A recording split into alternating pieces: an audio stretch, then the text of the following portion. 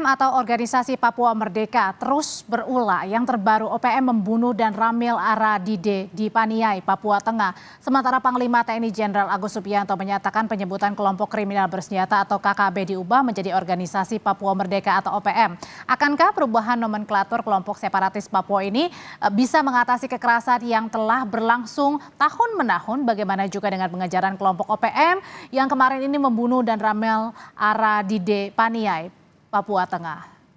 Letda Oktavianus Sunggalrey sudah ada sore hari ini, anggota Komisi 1 DPR Bobi Adityo Rizaldi, dan juga Kepala Dinas Penerangan TNI Angkatan Darat Brigjen Kristome Sianturi. Selamat sore Bapak-Bapak semua. Selamat sore Mbak Audrey, Ya, Pak kalau Jenderal, kemarin, Pak Kris. selamat sore. Saya mau ke Kadis Penat dulu. Pak Kadis Penat, jadi kemarin ini kan kita sudah berbincang ya, sedang dilakukan pengejaran. Nah kalau sekarang ini apakah sudah diketahui nih kelompok OPM yang menyerang dan membunuh dan Ramil? Di mana titik pastinya? Ya, kalau titik pastinya kan tidak mungkin saya ungkapkan di sini. Namanya juga kan itu kan bagian dari data intelijen kita untuk bagaimana bisa mendekati mereka. Biarkanlah tim bekerja, baik tim yang di lapangan, tim analis intelijen. Yang jelas yang sudah kita ketahui sesuai dengan yang mengupload video itu adalah dari Kodam 13 gitu ya. Nah, jadi kita akan terus telusuri, kan kita akan tracking di mana dia yang siapa yang mengupload video ini pertama kali, termasuk kita penjajakan menggunakan citra satelit, menggunakan drone dan sebagainya, termasuk informasi dari masyarakat yang tentunya masyarakat ini sendiri tidak menghendaki adanya gangguan dari kelompok OPM ini. Yang tadi disebutkan bahwa kelompok OPM ini bukan masyarakat setempat. Kalau masyarakat setempat itu karena dia sangat dekat dengan almarhum Oktavianus Sunggalrey ini, tidak mau dia melakukan seperti itu. Tapi karena terpaksa, akhirnya dia harus tutup mulut karena di bawah ancaman kelompok OPM. Kalau TNI yang melakukan tindakan kekerasan, jelas kemana masyarakat akan melapor. Kantornya ada. Oke. Tapi kelompoknya KKB atau OPM ini yang melakukan kekerasan kepada masyarakat, dia harus lapor kemana?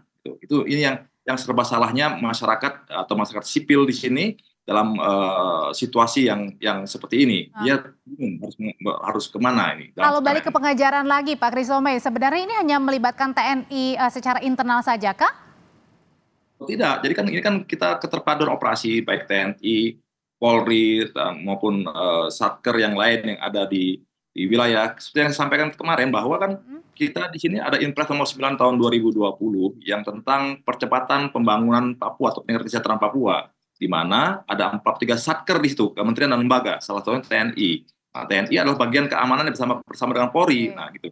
Jadi kita saling bersatu padu, berkolaborasi untuk bagaimana mempercepat pembangunan Papua. Salah satunya dengan menjaga keamanan di Papua dari gangguan teror kelompok OPM tadi. Oke, saya mau ke Mas Bobi kalau gitu. Mas Bobi, ini kemarin kan ada peristiwa yang sama-sama tidak diinginkan dan Ramil dibunuh, ditembak ya oleh organisasi Papua Merdeka. Sebenarnya apa yang menjadi catatan di sini oleh Komisi 1, Mas Bobi? Ya tentu kita mengutuk keras ya, kejadian tersebut sangat brutal dan juga betul itu sudah melanggar HAM, dan oleh karenanya kita tentu ingin pemerintah melalui lembaga koersifnya yaitu TNI dan Polri melakukan pengejaran dan juga sampai penangkapan. Memang ini kita harus harmoni dan sinergi antar lembaga, karena kan sudah disampaikan sebelumnya kan mulai dari penamaan aja itu berbeda-beda. Nah ini Tapi sudah bukan disatukan sekarang tanpa OPM ya? setahu saya masih belum ya. Jadi makanya ini kita perlu ada satu kesatuan di lembaga pemerintah itu sendiri. Karena kalau kita lihat yang sudah dilakukan terhadap dan Ramil tersebut itu bukan kriminal.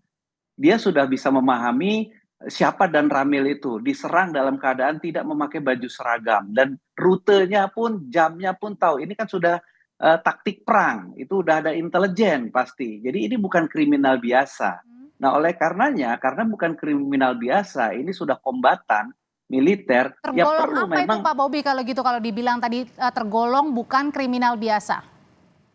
ini sudah kombatan militer. Kalau kita lihat yang ada di video itu, jelas video itu bukan senjata pencurian seperti maling ayam, bukan itu. Itu adalah senjata perang. Dan itu perangnya itu bukan hanya spek penegakan hukum. Jadi senapan sama-sama senapan, tapi kalau kita lihat senapan yang dipegang oleh yang ada di dalam video tersebut itu senapan perang yang ada otomatisnya. Nah, ini yang kita perlu kesepahaman. Karena tentu namanya operasi militer dengan operasi penegakan hukum itu beda penindakan dan penanggulangannya. Nah, ini kita mesti satu paham. Jangan sampai nanti TNI mengejar tetapi dalam konteks penegakan hukum, ngepungnya kelamaan. Lain kalau militer itu annihilate, dia menetralisir, kalau perlu bom, kirim, Jadi pakai kalau menurut dari Komisi helikopter 1 harusnya bersenjata. ada operasi militer atau tadi penegakan hukum, Pak Bobi?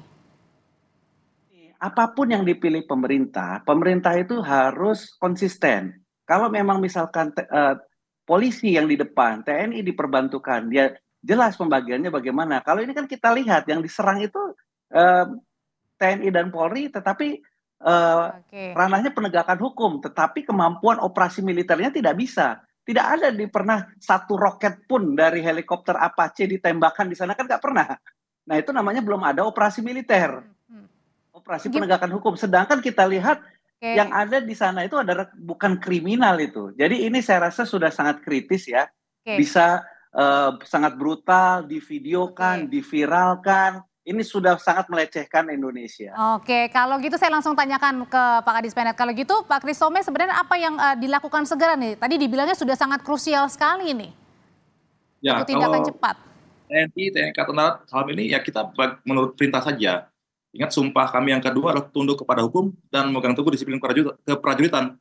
Apapun yang diperintahkan oleh pemerintah Republik Indonesia saat ini pasti kami laksanakan. Operasi-operasi hukum kita kerjakan. Operasi militer ya kita laksanakan. Kita akan melaksanakan semua yang diperintahkan oleh pemerintah, Mbak.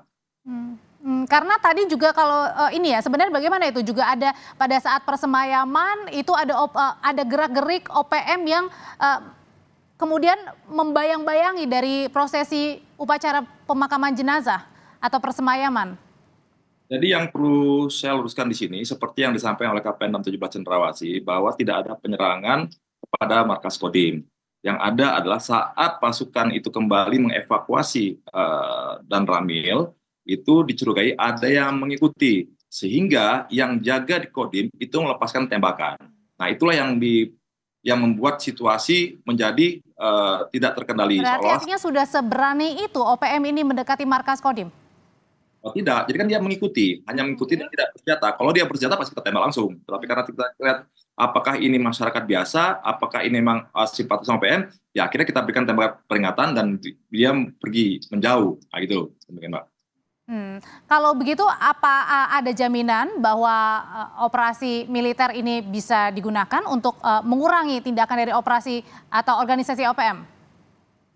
Yang jelas kita kan akan menyekat bagaimana supaya OPM ini tidak bisa berinteraksi dengan masyarakat. Yang namanya dalam perang gerilya kan adalah masyarakat menjadi sektor authoritative, perebutan antara pemerintah maupun kelompok yang ingin memerdekakan diri atau separatisme. Nah itu kita harus menjaga bagaimana masyarakat itu tetap aman, kemudian kita juga meningkatkan sumber daya manusia, meningkatkan kesejahteraannya. Karena dengan meningkatkan kesejahteraan masyarakat yang ada, itu tentunya dia akan berpikir dua kali untuk mengikuti paham-paham seperti itu, Mbak. Oke, kalau gitu dorongan dari Komisi 1 DPR seperti apa Pak Bobi? Kemarin dan Ramil sudah ditembak, dibunuh, kemudian juga ada memata-matai pada saat persemayaman. Titik krusial seperti ini apa dorongan dari Komisi 1 DPR? Ya tentu kita perlu pemerintah agar konsisten. Kiranya memang mengedepankan penegakan hukum dengan humanis, ya tapi perlu juga diimbangi dengan strategi-strategi penanggulangan dan penindakan yang sesuai. Jangan sampai juga pendekatan yang selama ini sudah mengedepankan pendekatan humanis dan penegakan hukum ini menjadi kurang efektif. Karena serangan ini bukannya makin mereda, tapi malah makin menjadi-jadi. Jadi utamanya adalah pemerintah segera duduk bersama. TNI adalah kekuatan militer kita, tetapi di dalam soal ini polisi yang diserahkan di depan sebagai penegakan hukum. Nah ini koordinasi, sinergitas itu perlu ditingkatkan lagi. Misalkan kalau perlu karena ini kan itu diserangnya di jalan Trans Papua, itu adalah jalan urat nadi pembangunan ekonomi kita. Nah, ya kalau perlu di sana akan lebih harus ada lebih banyak lagi patroli, dan bukan hanya patroli saja, tetapi patroli yang juga memiliki kemampuan untuk tempur juga. Karena ini Karena akan lawannya tadi juga berpengaruh membawa pada, senjata gitu ya Pak Bobi ya? ya, semua ini bukan masalah label-label biasa, ini Baik. ada turunannya, yaitu bagaimana rules of engagement-nya atau bagaimana mereka engage terhadap pengejaran-pengejaran. Jadi ini akan ada turunan SOP-nya. Nah, ini yang perlu disiasati dan juga mungkin dirubah. Kalau di depannya tetap penegakan hukum, bagaimana? Tetapi kalau operasi militer, ya sampai saat ini saya masih melihat pemerintah tidak memilih ada operasi militer di situ. Nah, tetapi ini ya perlu juga ada alternatifnya. Jangan sampai tidak dirubah pendekatannya, kejadian berulang-ulang sampai nanti akhirnya korban akan menjadi lebih banyak, bukan hanya di instrumen pemerintah negara, tetapi juga akan merembet ke masyarakat sipil. Baik, kalau gitu yang terakhir Pak Christomey, sebenarnya sosok dan Ramil Aradide ini bagaimana? Soalnya kan disebutkan bahwa almarhum ini adalah yang juga memimpin jalannya pembangunan. Nah, besok juga bagaimana dengan prosesi untuk pembawaan jenazah ke rumah duka atau keluarga? Rencananya untuk pemakaman dari almarhum Letnan 2 Infantri Octavianus Sogalre ini kan akan dimakamkan pada hari Minggu karena masih menunggu pihak keluarga.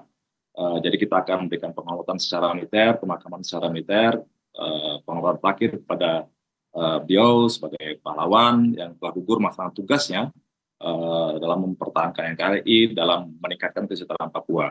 Jelas, seperti yang saya pernah sampaikan kemarin, bahwa beliau ini dibidik karena dialah yang memimpin bagaimana pemilihan teritorial di wilayahnya. Dia cukup dekat dengan masyarakat seperti diakui oleh PJ Gubernur Papua Tengah juga menyatakan demikian. Dialah yang menggerakkan program-program teritorial bagaimana mempercepat pembangunan di Papua. Dia ingin mensejahterakan masyarakat binaannya di wilayah itu. Yang jelas fokus TNI Angkatan Darat saat ini tetap bagaimana meningkatkan kesejahteraan masyarakat Papua. Kami tetap pada komitmen kami tetap pada kegiatan kami seperti kegiatan misalnya keterangan, mengajar, kemudian meningkatkan pendidikan masyarakat, meningkatkan kesehatan, karena kan tenaga-tenaga kesehatan sudah tidak mau bekerja karena diteror, kemudian guru-guru juga tidak ada, akhirnya prajurit-prajurit kami yang menjadi guru seperti itu. Ya, tetap pada komitmen kami bagaimana kami menserahkan saudara-saudara kami yang ada di Papua. Demikian, Pak. Dan jelas kami tunggu juga ya untuk pengejaran dari para pelaku dari OPM ini, dan tadi juga diperlukan duduk bersama karena ini sudah poinnya titik sangat-sangat krusial apa yang dilakukan oleh OPM. Terima kasih. Baik, terima kasih Pak Christomey, terima kasih Pak Bobi untuk waktunya di Kompas Petang, sehat selalu.